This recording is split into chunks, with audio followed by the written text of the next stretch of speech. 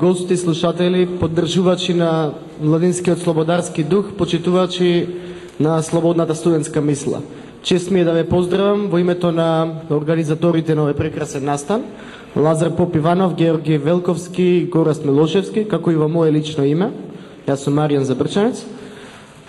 Чест ми е да констатирам дека во огромен број оваа акција доби поддршка и дека слободната студентска мисла се уште живее во оваа држава.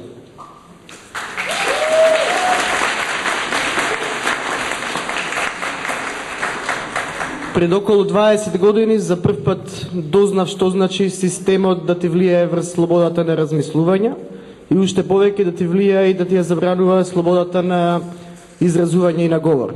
Имено во 1989 година го дознав откровението на фамилијален ручек дома во присуство на семејни пријатели и роднини.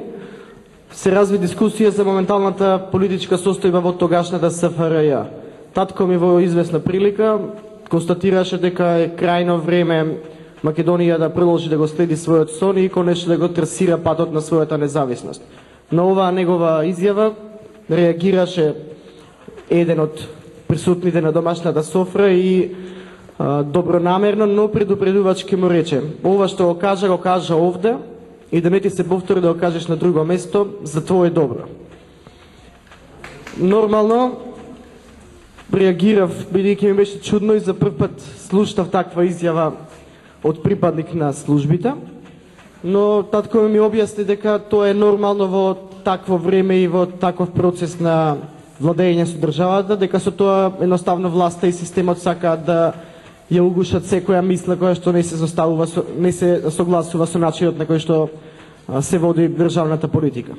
15 години подоцна, во 2004 година, како член на младинска невладина организација, се боревме за воведување плурализам во студентското организирање, односно против монополски поставениот ССУКМ. Тогаш повикавме на бојкот на студентските избори и повторно татко ми се јави на телефон и ми вика: зарем не мислите дека треба да внимавате малку повеќе?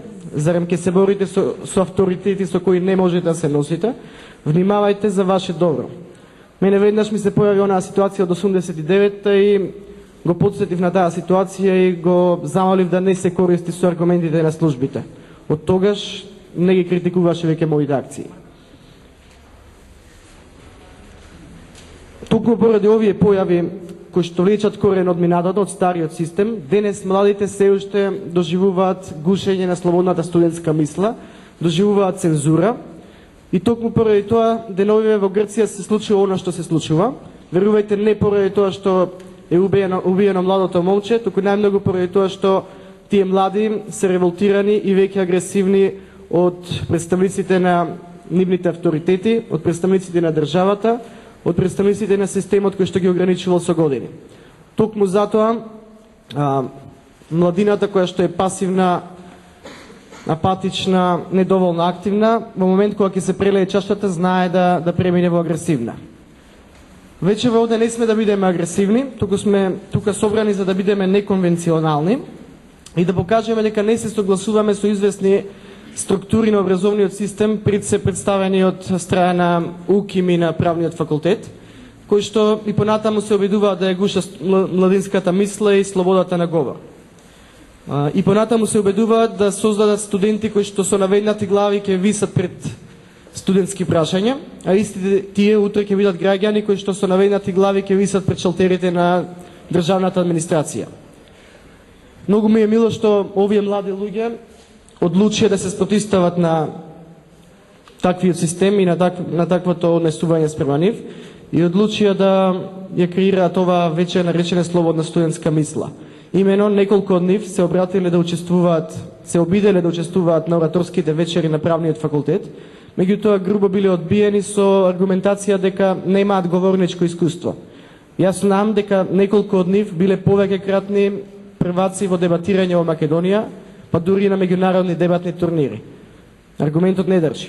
Уште повеќе, овие млади луѓе се револтирани од тоа што оваа година ораторските вечери на правен факултет за прв пат не ја видоа својата слобода, односно сите учесници морале да говорат на однапред подготвени говори, јас би ги нарекол и комерцијални, кои што веќе се слушнати во јавност, особено од некои светски познати авторитети. Значи, нема простор за слободни говори креирани од студенти.